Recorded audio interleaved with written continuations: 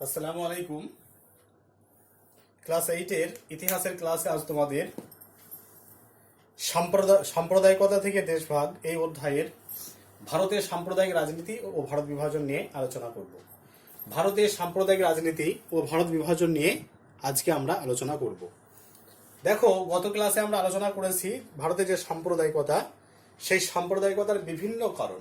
ঠিক আছে, ভারতের যে সাম্প্রদায়িক রাজনীতির উদ্ভব হলো, সেই ভারতের যে সাম্প্রদায়িকতার উদ্ভব ঘটলো, সেই সাম্প্রদায়িকতার পিছনে কি কি কারণ ছিল সেই সম্পর্কে আমরা বিস্তারিত আলোচনা করেছি।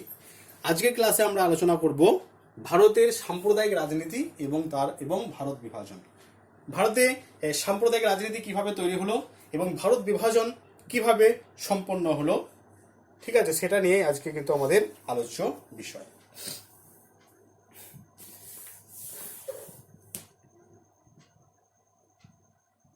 দেখো, ভারতবর্ষে সাম্প্রদায়িক রাজনীতির উদ্ভব হয়েছিল ঊনবিংশ শতকে। এটা আমরা আগের ক্লাসে আলোচনা করেছি।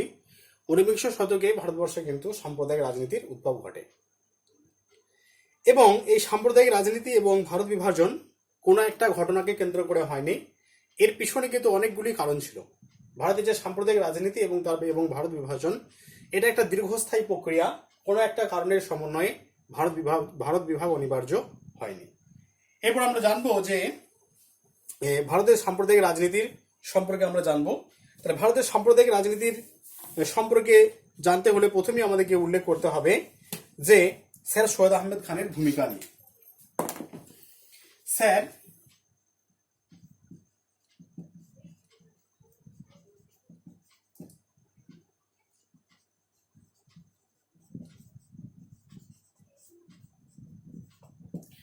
সৈয়দ আহমেদ খানের ভূমিকা।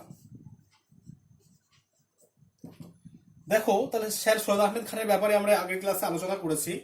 তাহলে স্যার সৈয়দ আহমেদ খান, যাকে মুসলিম সমাজের রামমোহন বলা হয়, স্যার সৈয়দ আহমেদ খান জীবনের প্রথম পর্যায়ে তিনি হিন্দু মুসলমানের ঐক্যে বিশ্বাসী ছিলেন।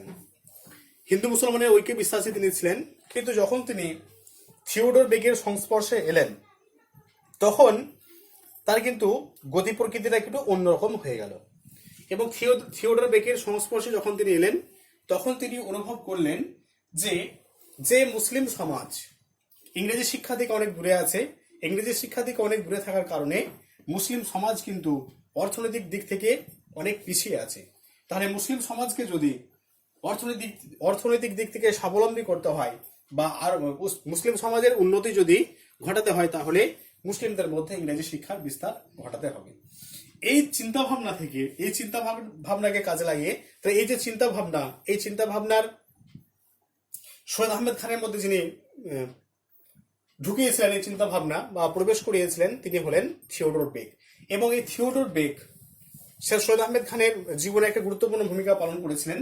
এবং সেই চিন্তা ভাবনা থেকে স্যার সৈয়দ আহমেদ খান তিনি প্রচার করেছিলেন যে হিন্দু এবং মুসলমান দুটি পৃথক স্বার্থযুক্ত জাতি। হিন্দু মুসলমান দুটি পৃথক স্বার্থযুক্ত জাতি। এবং এই সৈয়দ আহমেদ খান প্রথমে আলোচনা করেছিলেন কি, যে হিন্দু মুসলমান ভারত মাতার দুই চক্ষু। ঠিক আছে, যখন তিনি ভালোভাবে উপলব্ধি করলেন যে হিন্দুদের স্বার্থ আলাদা, মুসলিমদের স্বার্থ আলাদা, হিন্দুদের কৃষ্টি কালচার শিক্ষা সংস্কৃতি আলাদা, মুসলিমদের শিক্ষা সংস্কৃতি কৃষ্টি কালচার আলাদা, এবং হিন্দুরা কখনোই মুসলিমদের উন্নতি চায় না, এটা যখন তিনি অনুভব করলেন, তখন তিনি কিন্তু এটা ঘোষণা করলেন যে হিন্দু মুসলিম দুটো পৃথক স্বার্থযুক্ত জাতি, এরা হচ্ছে পরস্পরের বিরোধী এবং যুদ্ধরত দুটি জাতি, একটা জাতি অপর জাতির শত্রু।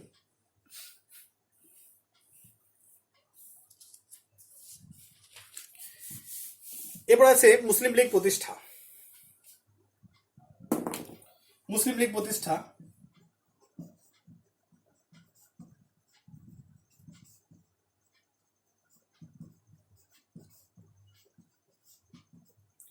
মুসলিম লীগ প্রতিষ্ঠা। দেখো, 1906 খ্রিস্টাব্দে 30 ডিসেম্বর 1906 খ্রিস্টাব্দে 30 ডিসেম্বর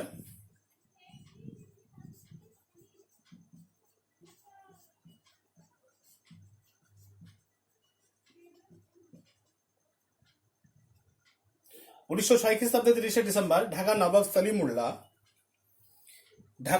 সলিমুল্লাহ মুসলিমদের জন্য একটি স্বতন্ত্র রাজনৈতিক দল হিসেবে মুসলিম লীগের প্রতিষ্ঠা করেন। তাহলে মুসলিমদের জন্য একটা স্বতন্ত্র দল হিসেবে মুসলিম লীগের প্রতিষ্ঠা করেছিলেন 1906 খ্রিস্টাব্দে 30 ডিসেম্বর ঢাকার নবাব সলিমুল্লাহ।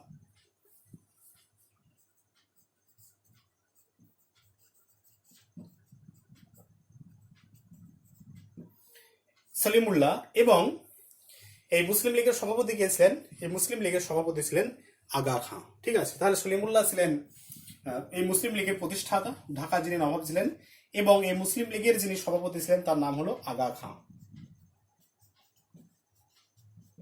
আগা খাঁ ছিলেন সভাপতি। তাহলে এই যে মুসলিম লীগ প্রতিষ্ঠা হলো 1906 খ্রিস্টাব্দে, মুসলিম লীগ প্রতিষ্ঠার পিছনে কি কি কারণ ছিল?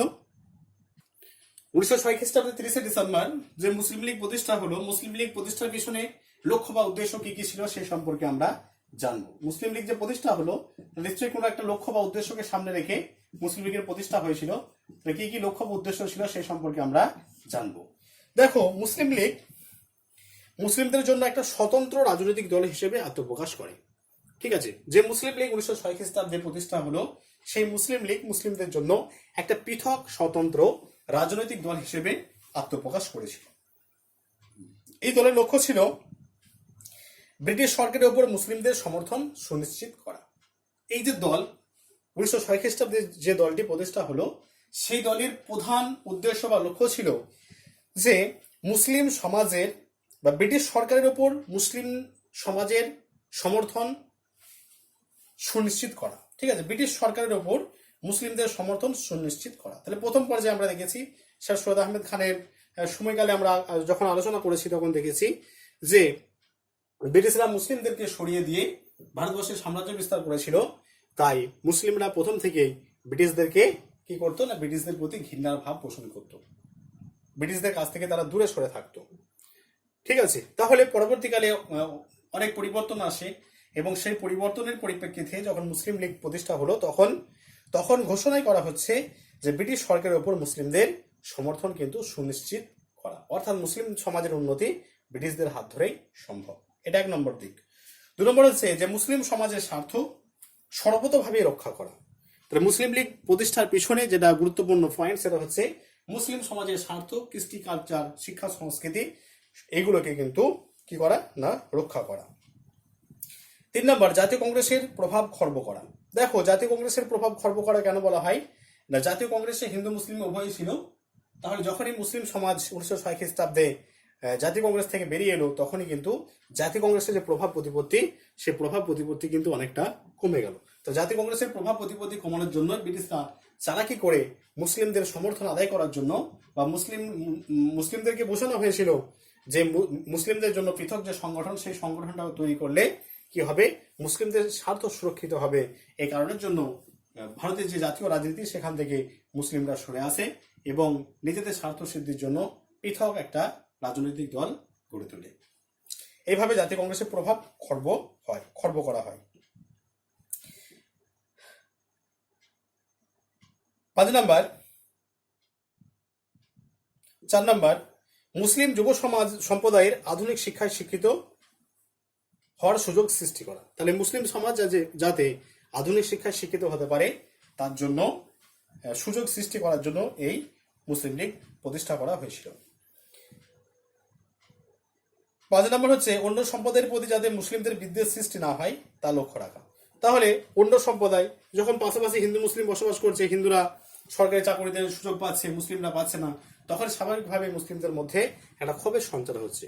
সেরকম পরিস্থিতি যাতে সৃষ্টি না হয় তার ব্যবস্থা করার জন্যই 1906 খ্রিস্টাব্দে 30 ডিসেম্বর ঢাকার নবাব সলিমুল্লাহ কি করেছিলেন, এই মুসলিম লীগ গঠন করেছিলেন। তাহলে ভারতের যে রাজনীতি, সাম্প্রদায়িক রাজনীতি, সেই সাম্প্রদায়িক রাজনীতির পিছনে এই মুসলিম লীগেরও একটা অবদান ছিল। এরপর আছে মডেলিমেন্টের সংস্কার আইন।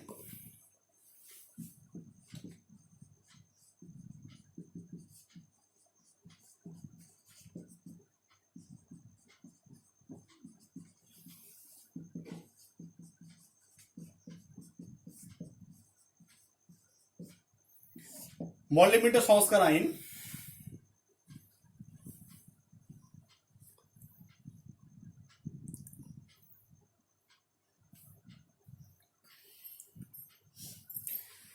1909 খ্রিস্টাব্দে ভারত সচিব মর্লে এবং বড়লাট লর্ড মিন্টো ভারতের শাসনতান্ত্রিক ক্ষেত্রে পরিবর্তন করার জন্য বা পরিবর্তন করার লক্ষ্যে একটি আইন পাশ করেন, যা তাদের নাম অনুসারে মর্লে মিন্টো সংস্কার আইন নামে পরিচিত। ঠিক আছে, মর্লে মিন্টো সংস্কার আইন। এই মর্লে মিন্টো সংস্কার আইনের একটা অন্যতম বৈশিষ্ট্য ছিল বা একটা অন্যতম পয়েন্ট ছিল কি না, মুসলিমদের জন্য পৃথক নির্বাচনের ব্যবস্থা করা। ঠিক আছে, মুসলিমদের জন্য পৃথক নির্বাচনের ব্যবস্থা করা এই মর্লে মিন্টো সংস্কারের একটা অন্যতম পয়েন্ট। এখানে বলা হয়েছিল যে মুসলিমদের জন্য একটা পৃথক নির্বাচনের ব্যবস্থা করতে হবে। এর ফলে প্রশাসনিক ক্ষেত্রে দ্বিজাতি তত্ত্বের একটা আমদানি দেখা যায়। তাহলে এতদিন পর্যন্ত মুসলিমদের জন্য পৃথক নির্বাচন ছিল না, কিন্তু যখনই মুসলিমদের জন্য পৃথক নির্বাচনের অধিকার দেওয়া হলো এই মর্লে মিন্টো সংস্কার আইনে, তখনই মুসলিমদের মধ্যে কি হলো, একটা নবজাগরণের সূচনা হলো। মুসলিমরা যে রাজনীতি, সেই রাজনীতিতে কিন্তু সক্রিয়ভাবে জড়িত হয়ে পড়ল। ঠিক আছে, তাহলে এই মর্লে মিন্টো সংস্কার আইনও কিন্তু ভারতের যে সাম্প্রদায়িক রাজনীতি, সেই সাম্প্রদায়িক রাজনীতির ক্ষেত্রেও একটা অবদান রাখে। এবং এই আইন মোতাবেক, অর্থাৎ মর্লে মিন্টো সংস্কার আইনে, মর্লে মিন্টো সংস্কার যে আইন, সেই আইন কিন্তু কি করেছিল না, সেই আইন মুসলিমদের জন্য পৃথক নির্বাচনের তারা ব্যবস্থা করে।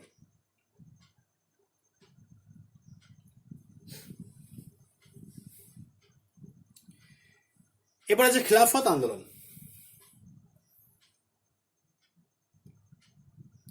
খিলাফত আন্দোলন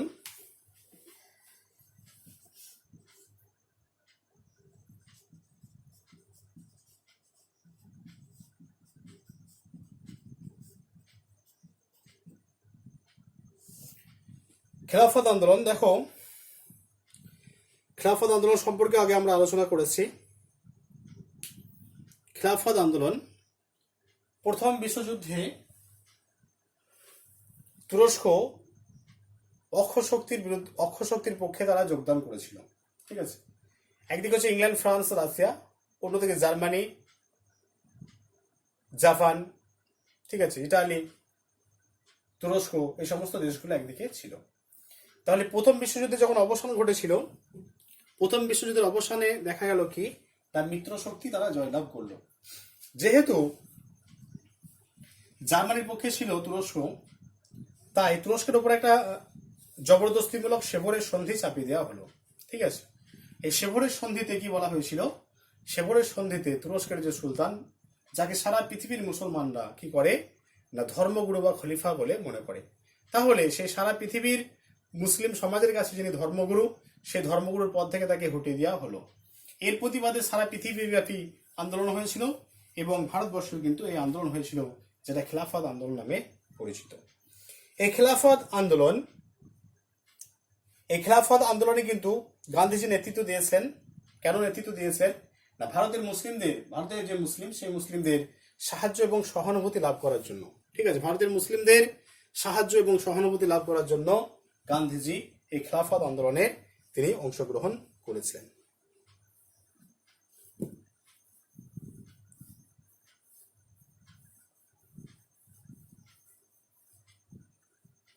তবে গান্ধীজি আন্দোলনে সক্রিয়ভাবে অংশগ্রহণ করলেও খেলাফতি যারা খেলাফত আন্দোলনের সঙ্গে যুক্ত ছিল, মৌলানা মোহাম্মদ আলী, শওকত আলী, আলিফ রাতেবদয় নামে যারা পরিচিত, ঠিক আছে, তাদের নেতৃত্বে খেলাফত আন্দোলন হয়েছিল। এবং খেলাফত আন্দোলন, গান্ধী যে অহিংস আন্দোলন, সেই অহিংস আন্দোলন থেকে সরে আসে এবং সেখানে হিংসার আশ্রয় চলে আসে। 1922-23 খ্রিস্টাব্দে হিন্দু মুসলিম দাঙ্গা শুরু হয়ে যায়। বিভিন্ন জায়গায় হিন্দু মুসলিম দাঙ্গা শুরু হয়ে যায়। অবশ্যই এই জন্য হিন্দু সংগঠনগুলি অনেকাংশে কিন্তু দায়ী ছিল।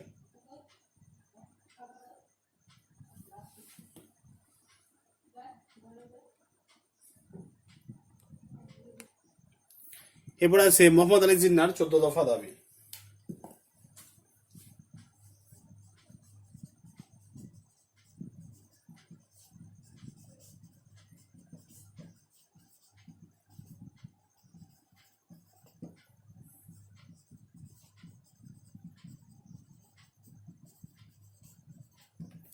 মোহাম্মদ আলী জিন্নার 14 দফা দাবি।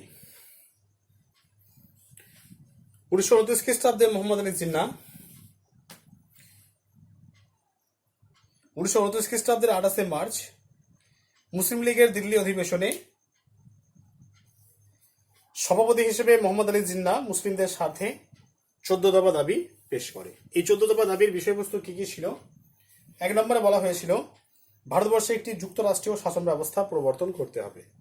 তো এই যে 14 দফা দাবি মোহাম্মদ আলী জিন্নার, সেই 14 দফা দাবির প্রথম পয়েন্টে তিনি যেটা বলেছিলেন সেটা হচ্ছে কি, যে ভারতবর্ষে একটি যুক্তরাষ্ট্রীয় শাসন ব্যবস্থা প্রবর্তন করতে হবে, এটা 1 নম্বর দিক। 2 নম্বর হচ্ছে যে সকল প্রদেশগুলিতে একই ধরনের স্বায়ত্তশাসন প্রবর্তন করতে হবে।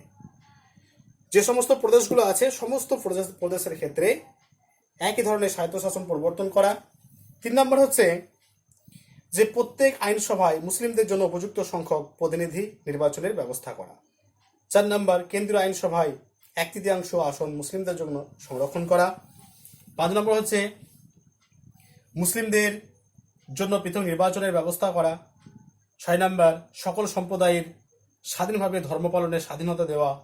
রাজ্য ও স্থানীয় সংস্থাগুলিতে নিয়োগের জন্য মুসলিমদের জন্য সংরক্ষণের ব্যবস্থা করা।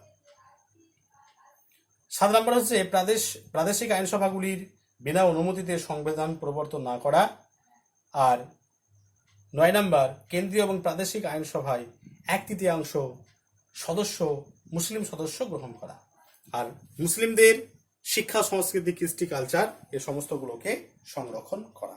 তাহলে মোহাম্মদ আলী জিন্না এই সমস্ত দাবিগুলো কিন্তু পেশ করেছিল। এর ফলে দেখো যে সমস্ত দাবিগুলোর কথা বলা হলো এগুলো কিন্তু সবগুলি কিন্তু মুসলমানদের পক্ষে, ঠিক আছে। তাহলে এইগুলো কিন্তু যদি বিশ্লেষণ করা হয় তাহলে একটা দ্বিজাতি তত্ত্বের একটা ধারণা কিন্তু এখানে ঘোষণা করা হয়েছিল। দ্বিজাতি তত্ত্বের একটা ধারণা এই 14 দফা দাবির মাধ্যমে পেশ করা হয়।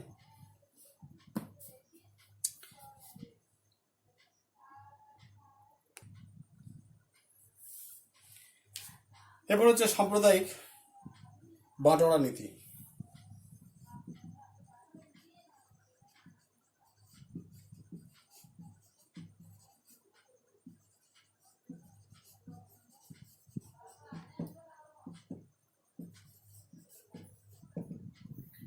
সাম্প্রদায়িক বাটোয়ারা নীতি ব্রিটিশ প্রধানমন্ত্রী র্যামসে ম্যাকডোনাল্ড 1932 খ্রিস্টাব্দে সাম্প্রদায়িক বাটোয়ারা নীতি ঘোষণা করেন। 1932 খ্রিস্টাব্দে ব্রিটিশ প্রধানমন্ত্রী র্যামসে ম্যাকডোনাল্ড এই সাম্প্রদায়িক বাটোয়ারা নীতি ঘোষণা করেন। এই সাম্প্রদায়িক রাজনীতিতে এই সাম্প্রদায়িক বাটোয়ারা নীতির মাধ্যমে কি বলা হয়েছিল? সাম্প্রদায়িক বাটোয়ারা নীতির মাধ্যমে বলা হয়েছিল যে মুসলিম, শিখ, ভারতীয়, খ্রিস্টান, অ্যাংলো ইন্ডিয়ান এই সমস্ত যারা সংখ্যালঘু সম্প্রদায় আছে তাদের পৃথক নির্বাচনের অধিকার দেওয়া হবে, ঠিক আছে। তাহলে ভারতবর্ষে যারা সংখ্যালঘু সম্প্রদায় মুসলিম, শিখ, খ্রিস্টান, অ্যাংলো ইন্ডিয়ান এ সমস্ত যারা সংখ্যালঘু সম্প্রদায় সেই সংখ্যালঘু সম্প্রদায়কে পৃথক নির্বাচনের অধিকার দেওয়া হবে। আচ্ছা, এটা হচ্ছে 1 নম্বর দিক। 2 নম্বর হচ্ছে যে হিন্দু সমাজকে আবার 2টো ভাগে ভাগ করা হয়, একটা বর্ণ হিন্দু এবং একটা অনুন্নত হিন্দু। তাহলে হিন্দু সমাজের মধ্যেও কিন্তু তিনি বিভাজন টেনে দিচ্ছেন, একটা বর্ণ হিন্দু, একটা অনুন্নত হিন্দু, ঠিক আছে। হিন্দু সমাজের মধ্যে 2টো বিভাজন তিনি টেনে দিচ্ছেন, একটা বর্ণ হিন্দু আর একটা হচ্ছে অনুন্নত হিন্দু। এই 2টো ভাগে তিনি হিন্দু সমাজকে ভাগ করছেন, মানে হিন্দু সমাজের মধ্যেও তিনি কিন্তু বিভাজন টেনে দিচ্ছেন। হিন্দু সমাজকে বর্ণ হিন্দু এবং অনুন্নত হিন্দু এই দুটি শ্রেণীতে বিভক্ত করা হয়। আর 3 নম্বর হচ্ছে অনুন্নত হিন্দুদের জন্য পৃথক নির্বাচনের ব্যবস্থা করা হয়। তাহলে এখানে কি বলা হচ্ছে? দেখো, এক হচ্ছে যে ভারতের যারা সংখ্যালঘু সম্প্রদায় মুসলিম, শিখ,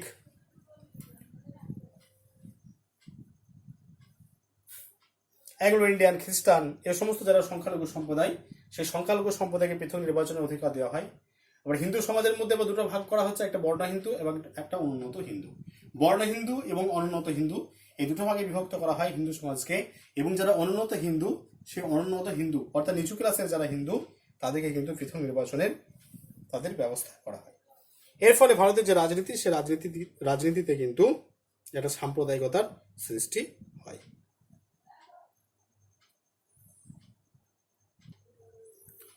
এরপর আছে মুসলিম লীগের লাহোর প্রস্তাব।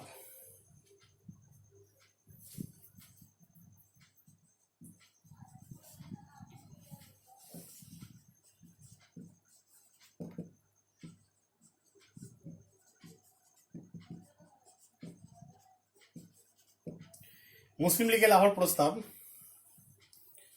1940 খ্রিস্টাব্দে মুসলিম লীগের যে লাহোর অধিবেশন, সেই লাহোর অধিবেশনে মুসলিমদের জন্য একটি পৃথক রাষ্ট্র গঠনের কথা বা পৃথক রাষ্ট্র গঠনের দাবি উত্থাপন করা হয়।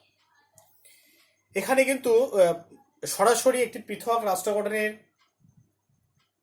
দাবি না করা হলেও পরোক্ষে কিন্তু একটা পৃথক রাষ্ট্র গঠনের দাবি ইঙ্গিত করা হয়।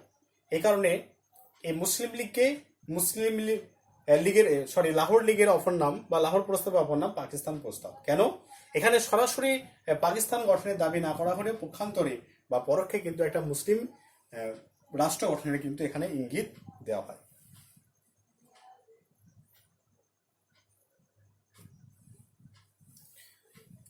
এরপর হচ্ছে লাস্ট পয়েন্ট, লীগের প্রত্যক্ষ সংগ্রাম। মুসলিম লীগের প্রত্যক্ষ সংগ্রাম।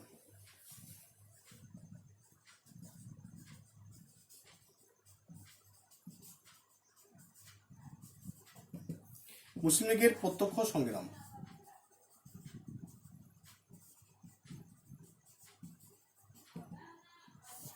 মুসলিম লীগের প্রত্যক্ষ সংগ্রাম মোহাম্মদ আলী জিন্নাহর নেতৃত্বে মুসলিম লীগ 1946 খ্রিস্টাব্দের 16 আগস্ট মুসলিমদের জন্য পৃথক রাষ্ট্র গঠন দাবি, পৃথক রাষ্ট্র পাকিস্তানের দাবিতে তিনি আন্দোলন করেছিলেন বা প্রত্যক্ষ সংগ্রামে তিনি ডাক দিয়েছিলেন।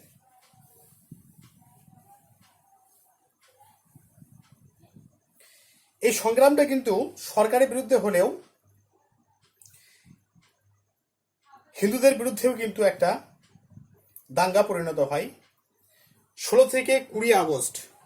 ঠিক আছে, 16 থেকে 20 আগস্ট 1946 খ্রিস্টাব্দে এই 5 দিন কলকাতার বুকে ব্যাপক দাঙ্গা হাঙ্গামা শুরু হয়। ব্যাপক দাঙ্গা হাঙ্গামা, লুটপাট এবং অগ্নিসংযোগের ঘটনা চলতে থাকে।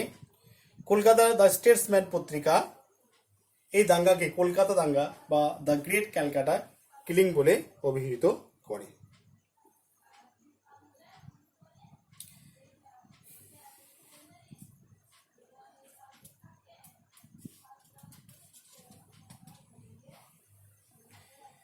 এরকম পরিস্থিতিতে সাম্প্রদায়িকতার হাত থেকে মুক্তির জন্য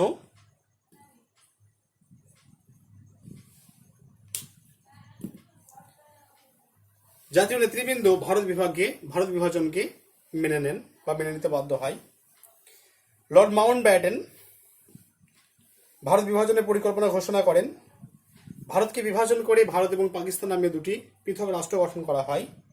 1947 খ্রিস্টাব্দের 14 আগস্ট পৃথক মুসলিমদের নিয়ে পৃথক একটি রাষ্ট্র গঠন হয় যার নাম হয় পাকিস্তান, এবং 1947 খ্রিস্টাব্দের 15 আগস্ট ভারতবর্ষ স্বাধীন হয়। এইভাবে দীর্ঘ টানাপোড়েনের মাধ্যমে সাম্প্রদায়িক রাজনীতির উত্থান পতনের মাধ্যমে ঠিক আছে ভারত বিভাজন অনিবার্য হয়ে ওঠে। ঠিক আছে, ক্লাসটা সবাই ভালো করে দেখবে, কিছু অসুবিধা হলে আমাকে জানাবে।